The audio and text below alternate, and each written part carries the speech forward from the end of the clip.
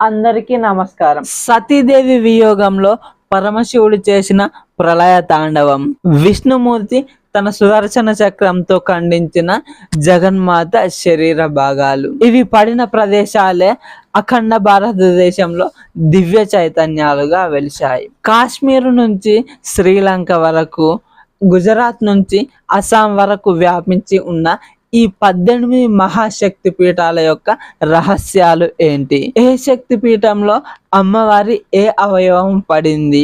అక్కడ పూజిస్తే వచ్చే ఫలం ఏంటి?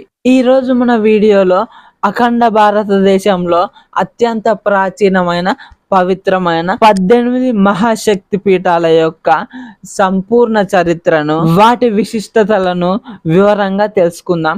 వీడియోని ఎక్కడా స్కిప్ చేయకుండా చివరి వరకు చూడండి. ముందుగా ఈ శక్తి పీఠాలు ఎలా ఏర్పడ్డాయో మాట్లాడుకుందాం. దక్షయజ్ఞం తర్వాత సతీదేవి మృతదేహాన్ని పట్టుకొని శివుడు బాధపడుతుంటే విష్ణుమూర్తి తన సుదర్శన చక్రంతో సతీదేవి శరీరాన్ని ఖండిస్తాడు. సతీదేవి అవయవాలు పడ్డ ప్రదేశాలే మనం ఇప్పుడు కొలిచే అష్టాదశ శక్తి పీఠాలు. ముందుగా శ్రీలంకలోని శాంకరీదేవి శక్తి పీఠం గురించి మాట్లాడుకున్నట్లయితే ఇక్కడ అమ్మవారి నడుము భాగం పడిందని నమ్ముతారు. ఈ శక్తి పీఠం శ్రీలంకలో తూర్పు తీరంలో త్రికోణమలై కొండ పైన ఉంటుంది. కొన్ని వందల ఏళ్ల క్రితం పోర్చుగీసు వాళ్ళు చేసిన దండయాత్రలో అసలు ఆలయం కూలిపోయినప్పటికీ అక్కడ ఉన్న శాంకరీదేవి అమ్మవారి విగ్రహాన్ని అక్కడికి దగ్గరే ఉన్న త్రికోణేశ్వర ఆలయంలో ప్రతిష్ఠించి మళ్ళీ పూజలు చేస్తున్నారు.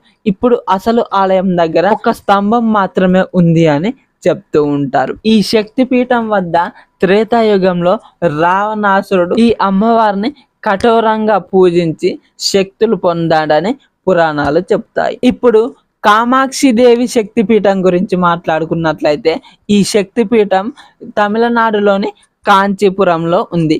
ఇక్కడ అమ్మవారి వెన్ను భాగం పడిందని నమ్ముతారు. ఇక్కడ ఉన్న అమ్మవారు పద్మాసనంలో శాంతంగా ఉంటుంది. పూర్వం ఉగ్ర రూపంలో ఉన్న అమ్మవారిని శాంతింపజేయడానికి ఆదిశంకరాచార్యులు అక్కడ శ్రీచక్రాన్ని స్థాపించారు. ఇక్కడ ప్రత్యేకత ఏంటి అంటే ఆలయం యొక్క గోపురం పూర్తిగా బంగారంతో చేయబడి ఉంటుంది. ఇప్పుడు శృంఖలాదేవి శక్తిపీఠం గురించి మాట్లాడుకున్నట్లయితే ఈ శక్తిపీఠం పశ్చిమ బెంగాల్లోని ప్రద్యుమ్న నగరంలో ఉంది. ఇక్కడ అమ్మవారి ఉదర భాగం పడిందని నమ్ముతారు. ఈ శక్తిపీఠం ఒక కనుమరుగైన అద్భుతం, ఎందుకంటే ఈ ఆలయ ఖచ్చితమైన స్థానం తప్పిపోయిందని నమ్ముతారు. ఇప్పుడు చాముండేశ్వరి దేవి శక్తిపీఠం గురించి మాట్లాడుకున్నట్లయితే ఈ శక్తిపీఠం కర్ణాటకలోని మైసూర్లో ఉంది. ఇక్కడ అమ్మవారి తల వెంట్రుకలు పడ్డాయని నమ్ముతుంటారు. మహిషాసురుని సంహరించిన ఉగ్ర రూపం. ఇక్కడ కొండపైకి వెళ్ళే దారిలో 16వ శతాబ్దానికి చెందిన ఒకే రాతి పైన 15 అడుగుల నంది విగ్రహాన్ని చెక్కి ఉంటుంది. ఈ ప్రాంతంలో దసరా ఉత్సవాలకు చాలా మంచి ప్రాముఖ్యత ఉంటుంది. ఇప్పుడు మనం మన తెలుగు రాష్ట్రంలో ఉన్న జోగులాంబాదేవి శక్తిపీఠం గురించి మాట్లాడుకుందాం. ఈ శక్తిపీఠం తెలంగాణలోని అలంపూర్లో ఉంది. ఇక్కడ అమ్మవారి పైదంతాలు పడ్డాయని నమ్ముతూ ఉంటారు. తుంగభద్ర నది ఒడ్డున ఉన్న ఈ క్షేత్రాన్ని దక్షిణ కాశీ అని పిలుస్తూ ఉంటారు. ఇక్కడ ఎన్ని వరదలు వచ్చినా సరే శిల్పకళ మాత్రం అలాగే చెక్కు చెదరకుండా ఉంది. ఇప్పుడు భ్రమరాంబికాదేవి శక్తిపీఠం గురించి మాట్లాడుకున్నట్లయితే ఈ శక్తిపీఠం ఆంధ్రప్రదేశ్లోని శ్రీశైలంలో ఉంది. ఇక్కడ అమ్మవారి మెడభాగం పడిందని నమ్ముతారు. జ్యోతిర్లింగం శక్తిపీఠం ఒకే దగ్గర ఉన్న అరుదైన క్షేత్రం. ఇప్పటికీ కూడా ఆలయం యొక్క గర్భగుడి వెనక గోడకు చెవి ఆనించి విన్నట్లయితే అక్కడ తేనెటీగల శబ్దం వినిపిస్తుందని చెప్తూ ఉంటారు. ఇప్పుడు మహాలక్ష్మీదేవి శక్తిపీఠం గురించి మాట్లాడుకున్నట్లయితే ఈ శక్తిపీఠం మహారాష్ట్రలోని కొల్హాపూర్లో ఉంది.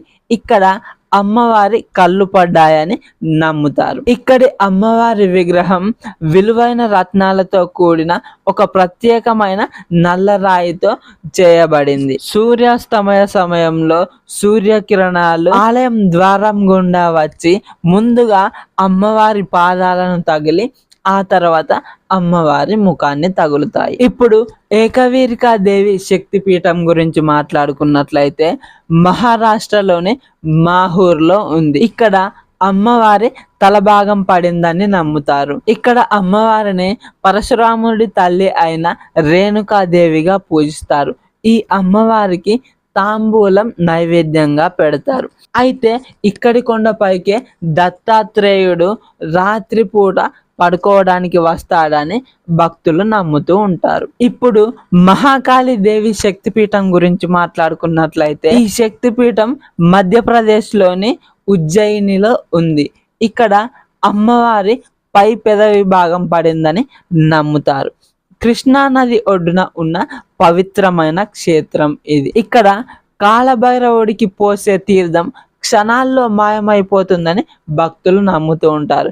కాలభైరవుడే స్వయంగా వచ్చి తాగుతున్నట్లు భక్తుల నమ్మకం. ఇప్పుడు పురుహూతికా దేవి శక్తిపీఠం గురించి మాట్లాడుకున్నట్లయితే ఈ శక్తిపీఠం ఆంధ్రప్రదేశ్లోని పీఠాపురంలో ఉంది. ఇక్కడ అమ్మవారి ఎడమ పాదం పడిందని నమ్ముతూ ఉంటారు. కుక్కుటేశ్వర స్వామి ఆలయంలో ఉన్న ఈ పీఠాన్ని పాదగయ అని అంటారు. ఇక్కడికి ఇంద్రుడు స్వయంగా తానే వచ్చి పాప పరిహారణ కొరకు పూజలు చేశాడని నమ్ముతూ ఉంటారు. ఇప్పుడు గిరిజాదేవి శక్తిపీఠం గురించి మాట్లాడుకున్నట్లయితే ఇది ఒడిశాలోని జాజ్పూర్లో ఉంది. ఇక్కడ అమ్మవారి నాభి భాగం పడిందని నమ్ముతూ ఉంటారు. దీనిని బిరజా క్షేత్రం అని కూడా అంటారు. ఇక్కడ ఉన్న నాభి గయా అనే బావి లాంటి నిర్మాణంలో ఎంతమంది పిండాలు వేసినా సరే అది నిండకుండా ఉండడం ఒక అద్భుతం అని భక్తులు నమ్ముతూ ఉంటారు. ఇప్పుడు మాణిక్యాంబాదేవి శక్తిపీఠం గురించి మాట్లాడుకున్నట్లయితే ఈ శక్తిపీఠం ఆంధ్రప్రదేశ్లోని ద్రాక్షారామంలో ఉంది. ఇక్కడ అమ్మవారి ఎడమ చెంప భాగం పడిందని నమ్ముతూ ఉంటారు. పంచారామ క్షేత్రమైన భీమేశ్వర ఆలయంలో ఈ శక్తిపీఠం ఉంది. ఇక్కడ ఉన్న 14 అడుగుల స్ఫటికలింగం ఎండ తీవ్రతను బట్టి రంగులు మార్చుకుంటూ ఉంటుందని భక్తులు చెబుతూ ఉంటారు. ఇక్కడ పురాణాల ప్రకారం రాత్రికి రాత్రే ఇక్కడ ఈ గుడిని దేవతలే స్వయంగా నిర్మించారని భక్తులు నమ్ముతూ ఉంటారు. ఇప్పుడు కామాఖ్యాదేవి శక్తిపీఠం గురించి మాట్లాడుకున్నట్లయితే ఈ శక్తిపీఠం అస్సాంలోని నీలాచల్ కొండలు గౌహతి ప్రాంతంలో ఉంటుంది. ఇక్కడ అమ్మవారి యోని భాగం పడిందని నమ్ముతూ ఉంటారు. ఇక్కడ ఆలయంలో విగ్రహం ఉండదు, రాతి పగులు మాత్రమే ఉంటుంది. అక్కడి నుండి ఎల్లప్పుడూ నీరు ప్రవహిస్తూనే ఉంటుంది. ఇక్కడ జరిగే అంబుబూచి మేళ దేశంలోనే అతిపెద్ద మేళగా చెప్తూ ఉంటారు. ఇప్పుడు మాధవేశ్వరి దేవి శక్తిపీఠం గురించి మాట్లాడుకున్నట్లయితే ఈ శక్తిపీఠం ఉత్తరప్రదేశ్లోని ప్రయాగ్రాజ్లో ఉంది.